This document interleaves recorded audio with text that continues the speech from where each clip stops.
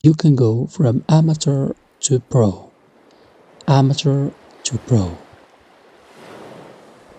In this video, I am going to show you how to make an eye contact with your audience. Go on CapCut, launch a new project, then select the video, select once again the video on your timeline,